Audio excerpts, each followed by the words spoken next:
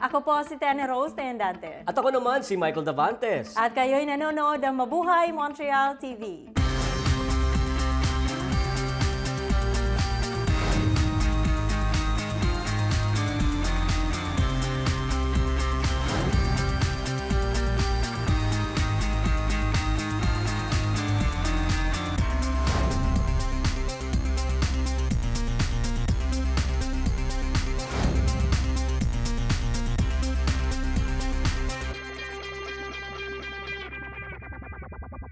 Kumusta po mga kababayan? Welcome po sa MMTV. At Tenny, bad news sa ating mga kababayan na pumunta rito sa Canada bilang temporary foreign workers in low-skilled jobs dahil noong taong April 1, 2011 ay binigyan sila ng 4 na taong lugit ng Citizenship and Immigration Canada kung kaya't ngayong taong ito, ngayong April 1, 2015 ay kailangan nilang umalis. And it's a sad news, Michael, dahil itong mga foreign workers na ito, may mga sinusuportahan back home. Kasi lalong-lalo na yung may mga pinag-aaral, they will really suffer. Yes, nakakalungkot talaga at maraming mga malulungkot na kwento in fact na mga galing sa ating mga kababayan na papaalisin dito sa Canada. At syempre, gaya ng sabi mo, ay apektado ang kanilang pamilya at syempre, para bang masakit sa damdamin nila dahil parang naging disposable sila when they have been valuable dito sa Canada. Oo. Alam mo, Michael, sabi pa nga nila, after nilang paalisin, hindi sila pwedeng bumalik after 4 years. Yes, after 4 years pa, they have to stay out of Canada for 4 years. Ang nagtataka lang ako, Michael, so kung may ipinanganak sila ditong bata, technically, they're Canadian citizen, right? So anong mangyayari doon?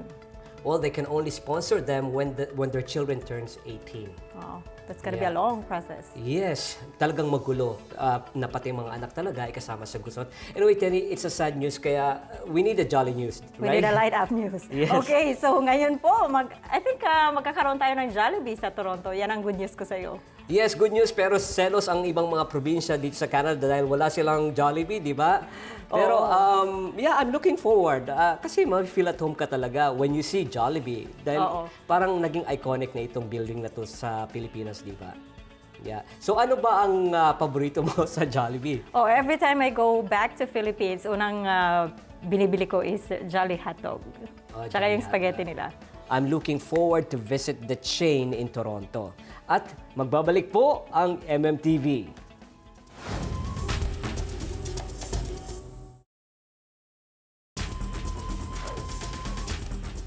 Nagbabalik po ang MMTV. At kasama po natin ngayon ang promoter ng gaganapin na Mocha Girls concert dito sa Montreal na si Freddie Espinosa at ang kanilang magiging host sa gabing iyon na si Schubert Pierre-Louis. Welcome, guys. Hello. Hello. Great to be here. Yes. MMTV. Welcome po. So, first time niyo po bang mag-promote ng concert dito sa Montreal with artists coming from the Philippines? Yes, my first time. Basically, we're helping our Toronto promoter, which is Cyber Pinoy Radio. They're really the ones bringing the Mocha Girls show into Canada and into Montreal. And we're very glad to be associated. I guess I'm a Mocha Girls fan.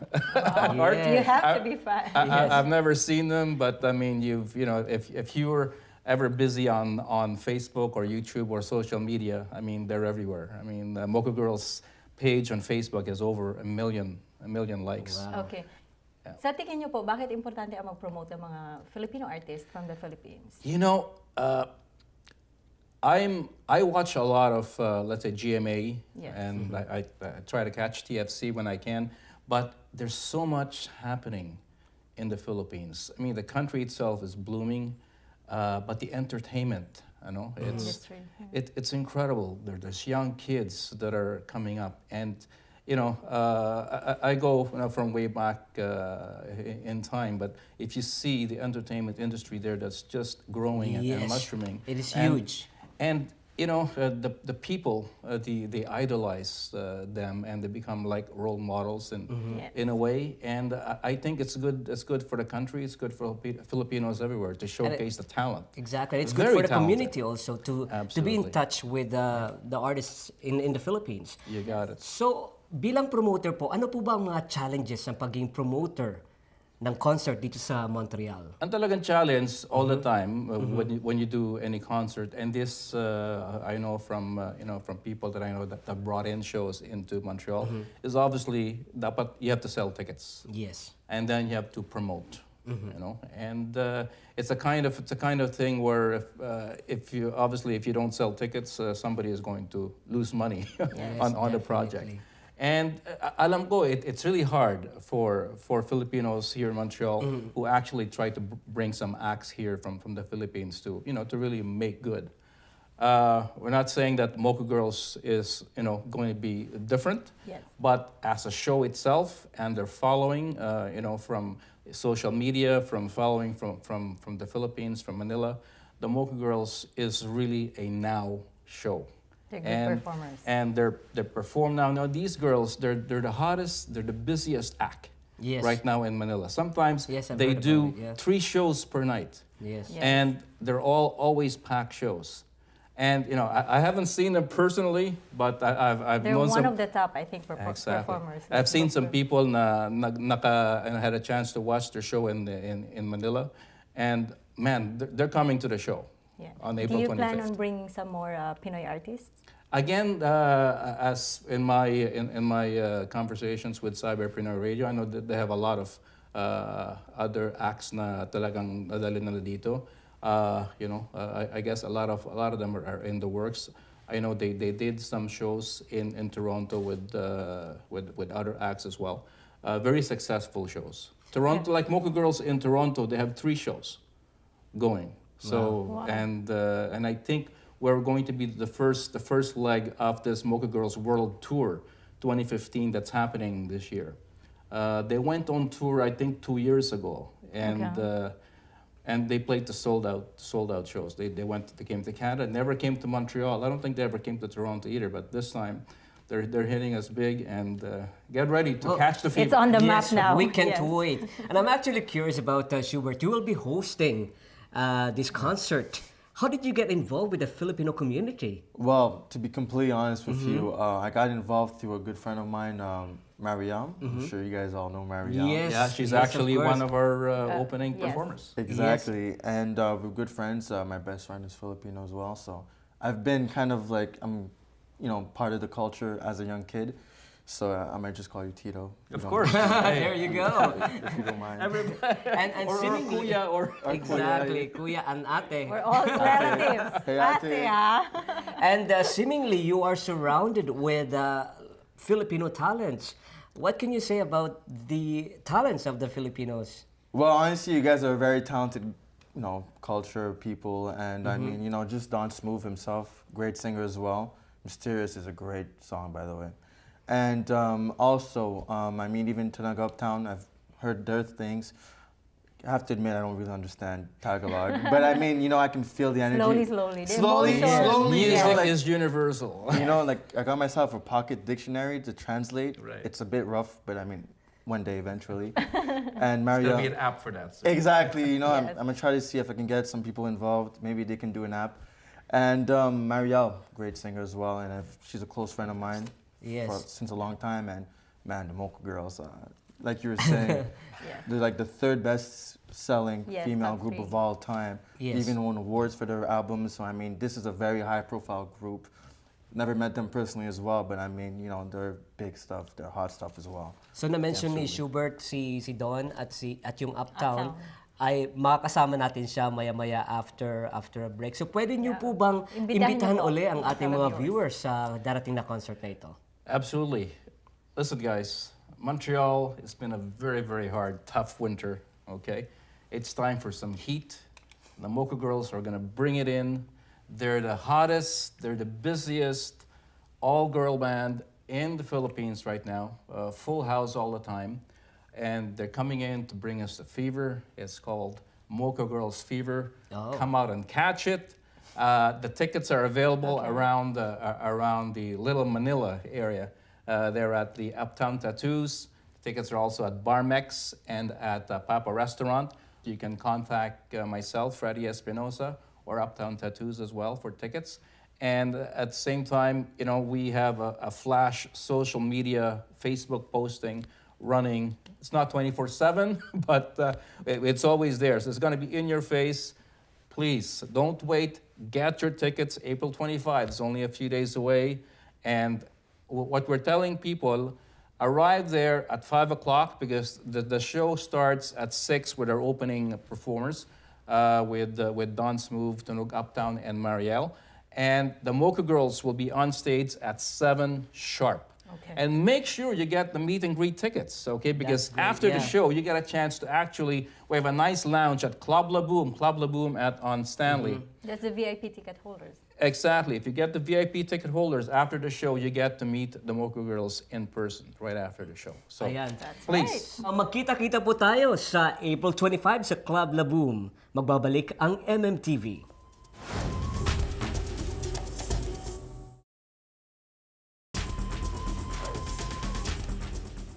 Nagbabalik po ang MMTV. Yes, Michael, at kasama natin ngayon on Front Act sa darating na concert ng Mocha Girls. Sila ang Tunog Uptown, sila Brian Perona, Glenn at Kelvin, at syempre ang Donsmove. Kumusta? How are you guys? Good. Welcome to MMTV. Thank you. Are you guys excited for the upcoming show? Yeah, fantastic. It's going to be a great time. Looking forward to it. When I was asked to do it, glad to be a part of a Filipino act. Such a huge act coming to Montreal. Should be very fun. And can you tell us a little bit about the song that you will be performing during the concert? Definitely. It's a song called Mysterious. It's my single. It's available on iTunes. It's just a song. It's a nice upbeat song, a nice party track that everyone can enjoy. And yeah, hopefully everyone will like it. So you write your own songs? Definitely. What kind of genre is it? Pop R&B. Pop and Definitely. R&B. Yeah. Okay. At itong mga nasa likod naman natin, paano nabuo ang inyong grupo? Nabuo po to nung 2011. Kasi po, like, kami, iba't ibang grupo, kumbaga, nag-unite po kami. Like, ang una pong grupo, like, kami po, Kelvin, ako, then, meron pong dalawa, pero hindi nakapunta. So nag-combine yung dalawang grupo, parang ganon? Opo. Or merong iba? So ito na talaga yung Tunog Uptown. Isa lang ng name nyo. Okay, so lagi ba kayong may gig dito sa mga local bars natin? Lagi kami may gig pag for example, last Valentine's meron kaming gig dun sa Barmex. Okay. So yeah, may mga kasama yung mga local artists, mga local artists natin dito sa Montreal. So kayo rin ang sumusulat ng inyong mga kanta or Yeah. mga songs? Oo, all in Tagalog siya. Ano bang klaseng rap ito? Depende, minsan pag feeling down kami, Mellow. pag mellow. So I see. Depende sa mga mostly puro kung anong nasa everyday life na nangyayari. That's I see. good. So inspired sa everyday life ninyo? Kasi mukhang masiyahin naman sila. Yes, exactly. So sino bang vocalist dito sa grupo ninyo? Vocalist. Si D-Mac po yun. Okay. Siya palagi yung kumakanta ng mga chorus namin. Siya yung gumagawa. Tapos, pinaparinig niya sa amin bilang sample. Tapos gagawa na lang namin. Tapos yun, mabubuo na lang bilang isang kanta pagkatapos. Sa concert ng Mocha Girls, ano yung kakantahin nyo? Kakantahin namin. Ilang songs? Terminal. Yun po yung... Terminal? Isang kanta o dalawang kanta? Ilang ba kanta po? 3 to 4 songs. Oh, that's good to know. Wow. That's exciting. At lahat ng miyembro ng inyong grupo ay tubong Pilipinas, di ba? Opo. So, Tagalog lang ang inyong mga rap. Tagalog lang. That's nice. Feel at home ka pag narinig ang inyong kanta. And how about you, Don? What has been the highlight of your career? Oh my gosh. One, definitely being part of Canadian Idol was definitely a huge experience for me, especially being Filipino and in a major market. That was really something. And of course, I was able to win also the be a finalist in National Songwriting Contest too was actually something that was really fun for me. Yeah. Wow. Yeah. And are you planning to write another album? I'm hoping to release maybe not an album right now, maybe just singles at a time, and just get my music out there. I find that's what's most important right now. I think people worry too much about selling, or it is not enough just being out there and promoting yourself and your brand.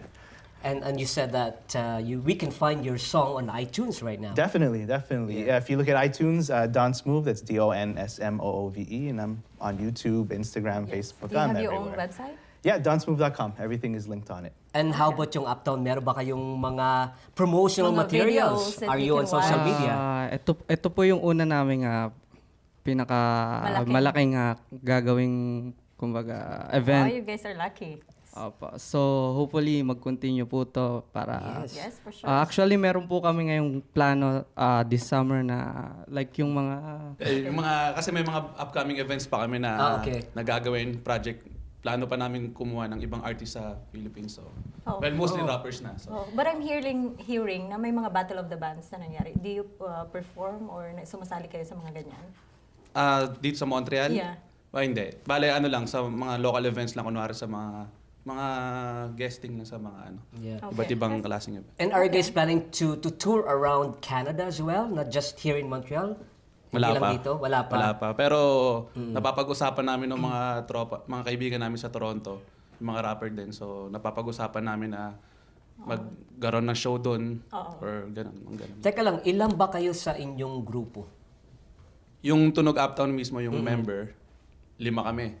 Pero marami rin kaming mga member na iba't ibang grupo pero under sila sa kasama pa rin namin sa Tunog Uptown. Meron na kayong recording? Yeah. Oh, that's nice. And how can we access itong recording na ito? sa ngayon po, sa YouTube lang muna. So, Sa Oh, you have videos on So, paano namin makikita ito sa Facebook?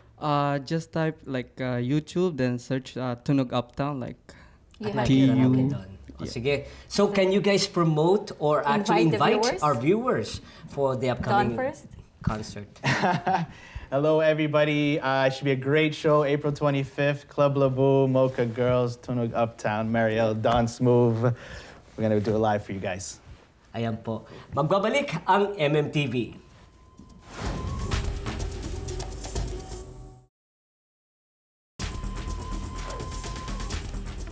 At meron tayong bagong apps na makakatulong to learn and practice a language. Kasama natin dyan ang ating kababayan na si Derwin. Today, we expect training to be adapted to our skills and know-how so we can perform better and faster. We have developed a revolutionary application that offers customized training for every learner called Adapt to Me. I'm here at Adapt to Me, and here with me is Lorger, Operations Manager, and Daniel, Business Development Manager. How are you guys doing? Very good, salamat. We're great. Thank you so much for having us today. Tell me a little bit how you guys got here today. Well, it all starts with our parent company, LRDG. Since being established 13 years ago, we have become the largest online provider of English and French training to Canadian government employees. So essentially, our president decided that he wants to share this incredible language training solution with the entire world. So we created Adapt to Me. Tell me a little bit more about Adapt to Me. Well, each learner has access to our rich content and a live tutor to guide them and motivate them. Essentially, the way it works is learners study by themselves at their own pace and then book a one-on-one session with the tutor to go over what they've learned, to answer any questions they may have, and to actually practice speaking the language that they're learning. This is a very flexible way of learning, and it's proven to be effective. Tell me how Adapt to Me is different from other companies out there. Well, that's a great question. Let's start by saying that no two people learn the same. Based on that, we spent years to research and develop our new adaptive technology. The way it works is that each learner is provided with a personalized learning path based on their unique strengths and weaknesses. So for example, Derwin, imagine you or I are on the same French level. With Adapt to Me, we will each have a unique and different learning path. This is unprecedented in the language learning industry. So if we factor in our rich content, our live tutoring sessions, and our adaptive technology, we have an extremely powerful and effective language training solution. So is this only for beginners? Absolutely not. Adapt to Me is designed for all levels of learners, so the most basic language learners to the most advanced English and French language learners. So Daniel, this app, what is this app or software you guys developed? So we've developed Adapt to Me to be used with our web-based platform or with our iOS mobile application, so you can learn online and on the go. Lorger, why is this important to our community? I have seen many educated people from the Filipino communities as well as from different communities who are struggling to find a better employment due to a language barrier, and I think this is really unfortunate. Our main goal here is to help avoid this situation by offering an effective and motivational tool that can help you improve your language skills so that you can communicate better, find a better employment, and integrate better to society. I'm sure many of our viewers would like to try this new app. How can they go about this? Very simply, you can visit our website, adapttome.com, and sign up to be one of our first users. We're looking forward to your feedback to make Adapt to Me even better than what it is today, and to help us achieve our goal of helping as many people as possible learn English and French. So thank you guys very much. Thank you so much. Maraming salamat.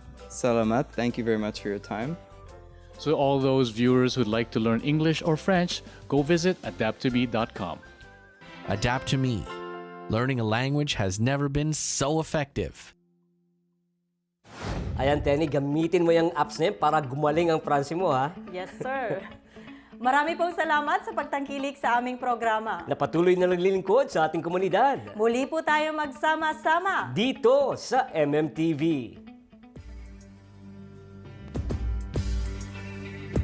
You know what it is, to look up, down. Yeah. Aking inaabangan ang pagdaan mo, sakaling makasabay sa pagsakay ko. Tulad ng nakaraan, habang nag-aabang ng masasakyan, bigla kang bumungad sa aking harapan. At ako'y biglang napangiti, pinagdasal na sana ay makita ka ulit. At kung di man ngayon, baka bukas makalawa. At kung maaari, baka pwedeng makilala ka. Malaman ang pangalan mo, mula noon ay laging inaagahan ko ang paggising para maabutan ka sa terminal kung saan ang tagpuan. At kung bibigyan ng pagkakataon, makasabay ka sa biyahe paroon. At ngayon nakikita na kita na parating, habang papalapit ka sa'yo lang nakatingin. Alam mo bang